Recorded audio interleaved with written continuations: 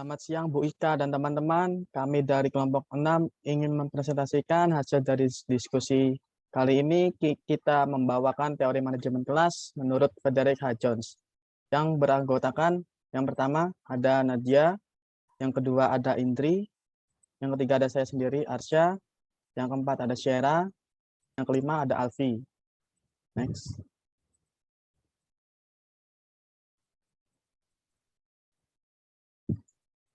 Nah, Frederick H. Jones ini telah menghabiskan lebih dari 2 dekade mempelajari sosialisasi anak-anak di dua lingkungan utama tempat mereka tumbuh, rumah dan sekolah. Dilatih sebagai psikolog klinis di UCLA. Ia memulai karir profesionalnya di Fakultas Institut Neuropsikatri di UCLA, merancang dan melaksanakan program pelatihan untuk anak-anak terbelakang autis dan skizofrenia. Next. Frederick Jones mengembangkan manajemen kelas, yaitu disiplin kelas positif atau positif classroom disiplin untuk sistem manajemen kelas yang dikembangkan. Frederick Jones dijelaskan dalam bukunya yang berjudul Positive Classroom Discipline pada tahun 1987. Positive Classroom Instruction pada tahun 1987 dan Fred Jones Tools for Teaching pada tahun 2007.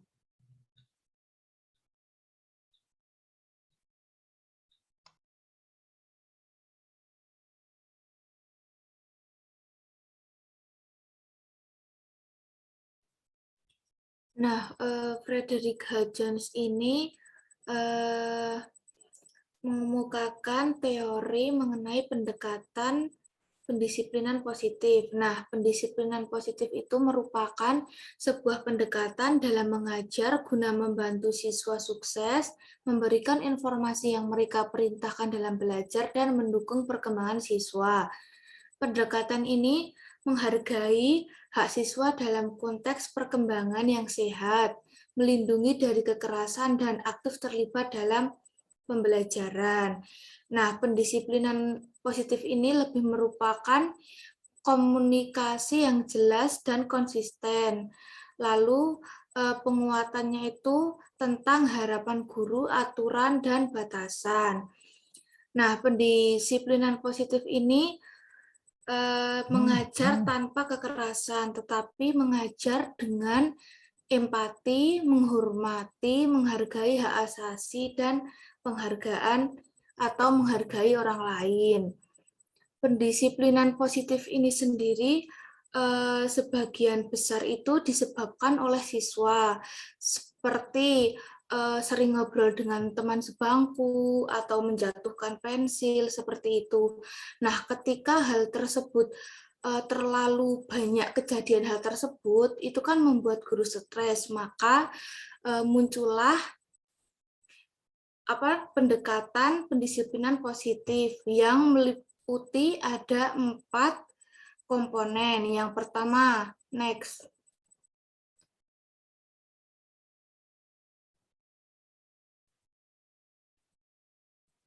Nah, yang pertama dari 4 komponen tersebut, yang pertama merupakan struktur kelas.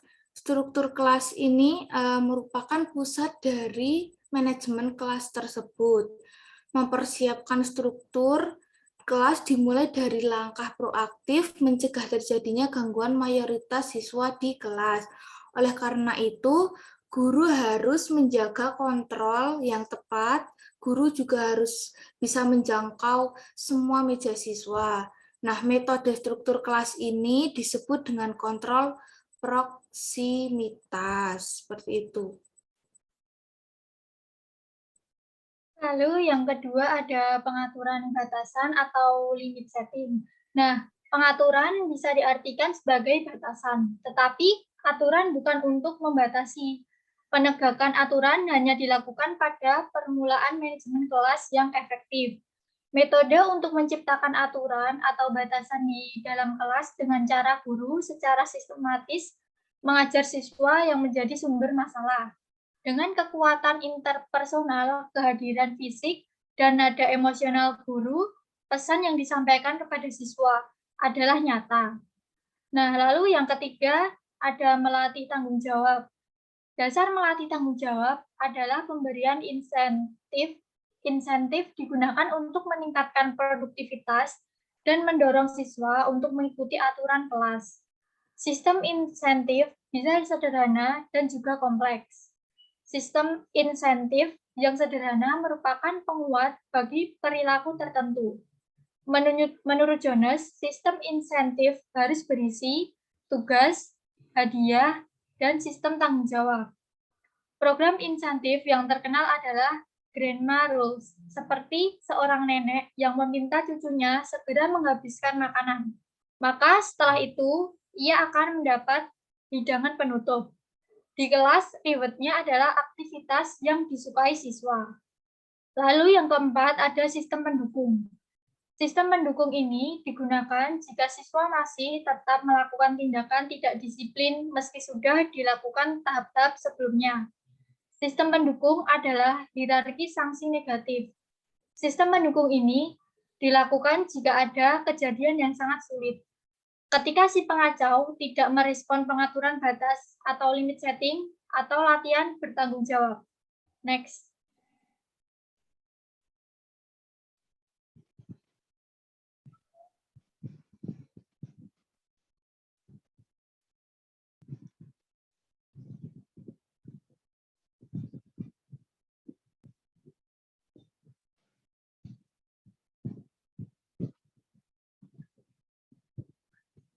Ya, adapun implementasi dari Frederick Jones mengenai manajemen kelas. Nah, manajemen kelas ini merupakan kegiatan pengaturan kelas untuk menciptakan kondisi belajar yang optimal agar peserta didik dengan mudah untuk mencapai tujuan pembelajaran.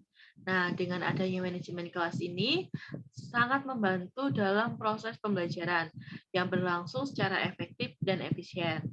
Nah, guru perlu menyampaikan tentang aturan dalam kelas. Sebagai contoh, saat pembelajaran awal dimulai, guru perlu menyampaikan kontrak belajar selama pembelajaran berlangsung. Mengapa guru harus menyampaikan kontrak belajar? Nah, itu dari manajemen kelas itu sendiri. Jadi, guru tersebut memberikan kontrak belajar atau aturan dan arahan kepada siswanya. Nah, supaya ketika pembelajaran berlangsung nanti, siswanya dapat mengikuti proses pembelajaran dengan baik dan tidak ada gangguan-gangguan lainnya.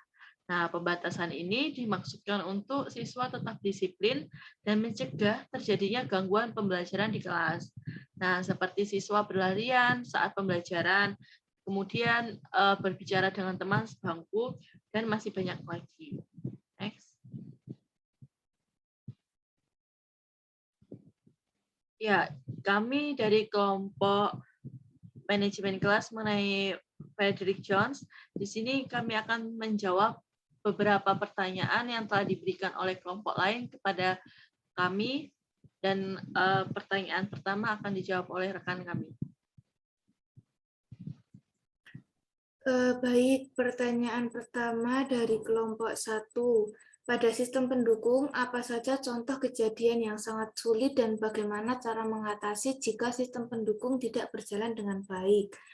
Sistem pendukung ini kan dilakukan ketika ada kejadian sulit, misalnya si pengacau tidak merespon pengaturan, batasan, atau limit setting yang ada. Nah, di dalam pengimplementasian anak SD itu tentunya pasti ketika ada anak yang tidak bisa mengikuti peraturan di dalam kelas, itu kan kasusnya, kalau kasus yang sangat sulit gitu kan, pasti bukan hanya 1 atau 2 orang saja yang melanggar, tapi hampir semua. Nah, sistem pendukung itu dijelaskan dilakukan dengan cara memberi sanksi negatif. Sanksi negatif sendiri itu bisa berupa hukuman, denda, sindiran, ataupun. Nah, ketika sistem pendukung ini tidak bisa berjalan dengan baik, maka guru perlu melibatkan orang tua dalam menangani permasalahan yang ada. Lalu dari kelompok 2, jelaskan apa saja yang harus dilakukan dalam manajemen kelas sehingga suasana pembelajaran dapat berlangsung dengan baik menurut sudut pandang Frederick H. Jones. Bagaimana keefektifannya dari hal-hal yang dilakukan tersebut sehingga dapat berjalan dengan baik menurut sudut pandang Frederick H. Jones itu sendiri. Jika efektif ditandai dengan apa dan jika tidak ditandai dengan apa. Yang dilakukan dari manajemen kelas untuk menciptakan suasana pembelajaran dengan baik tentunya guru beserta peserta didik atau siswa itu membuat peraturan bersama dalam ketika pembelajaran. Misalnya ketika ingin bertanya itu mengangkat tangannya terlebih dahulu, jangan langsung berbicara. Nah, hal tersebut bisa efektif apabila semua siswa itu bisa mengikuti peraturan tersebut. Nah, efektif itu ditandai dengan ketika pada saat tanya jawab, siswa itu ketika mau bertanya benar-benar mengangkat tangannya terlebih dahulu, tidak langsung berbicara atau bertanya. Nah, tidak efektif itu ditandai dengan mereka enggak angkat tangan tapi langsung menanyakan pertanyaannya seperti itu. Next.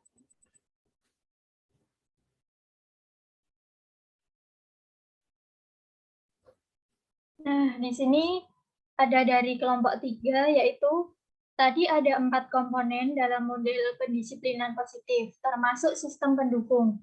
Di penjelasan tertera sistem pendukung adalah hierarki sanksi negatif. Itu maksudnya seperti apa, dan kalau bisa contohnya seperti apa.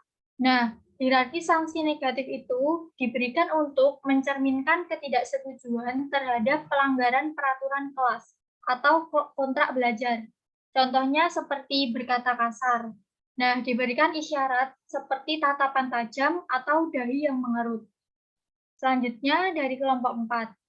Kontrak belajar yang seperti apa yang seharusnya diterapkan kepada anak agar melatih kedisiplinannya? Apakah kontrak belajar tidak membuat anak merasa tertekan ketika mengikuti kegiatan pembelajaran di kelas? Nah, kontrak belajar seperti tepat waktu dalam mengikuti pembelajaran di kelas dan mengumpulkan, mengerjakan tugas dengan tepat waktu. Adanya kontrak belajar tidak akan membuat anak merasa tertekan ketika mengikuti pembelajaran karena kontrak belajar merupakan seperangkat peraturan yang dibuat melalui kesepakatan antara guru dan siswa, sehingga siswa setuju dan kegiatan pembelajaran di dalam kelas bisa berjalan dengan baik. Next.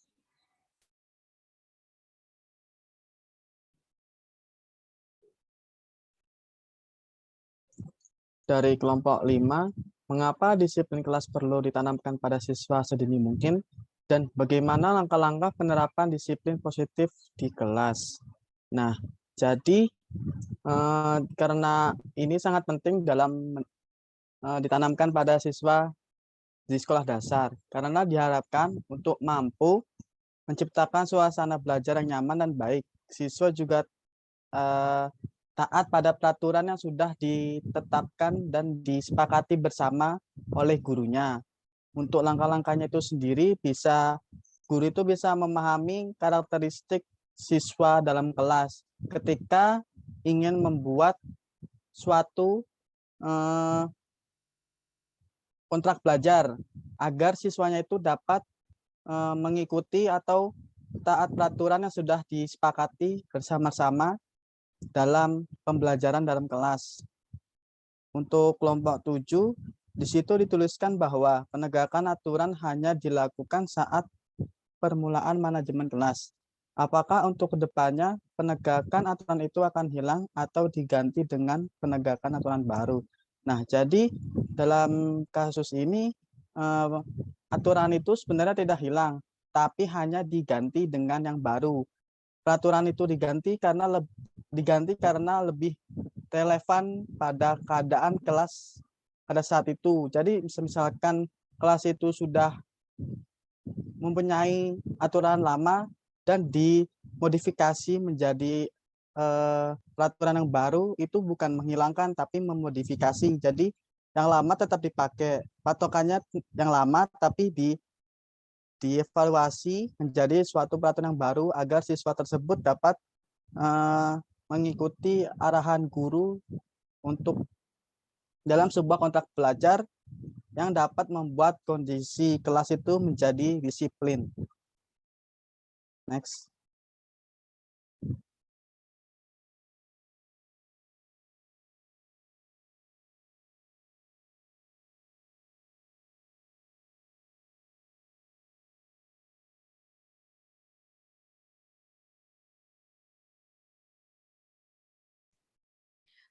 Di sini ada dari kelompok 8.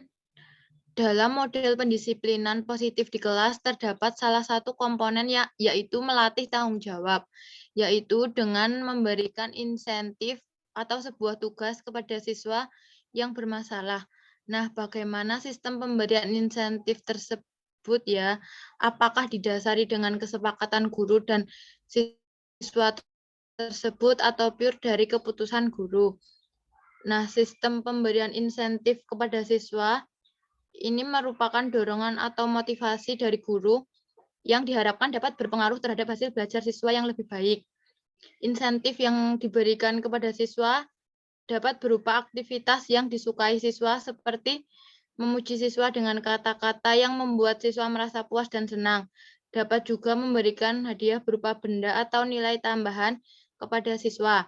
Bisa juga didasari dengan kesepakatan antara guru dan siswa. Bisa juga pure dari keputusan guru. Tetapi jika pure keputusan guru, maka guru harus mengetahui apa yang siswa sukai.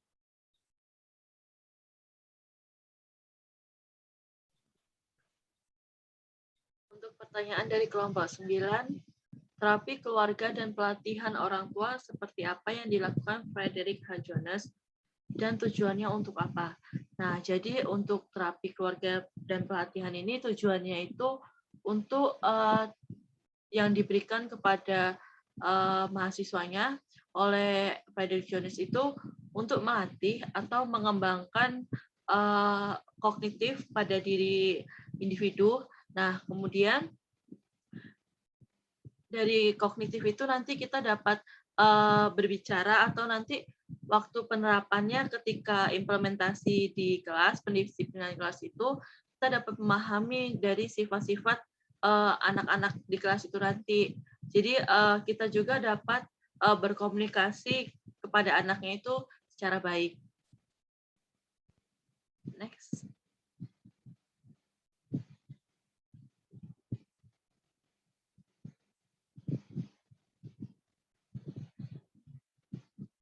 Baik, sekian dari kelompok 6 telah mempresentasikan mengenai materi kami, Frederick J. Jones, dan kami telah menjawab beberapa pertanyaan dari kelompok lain. Terima kasih.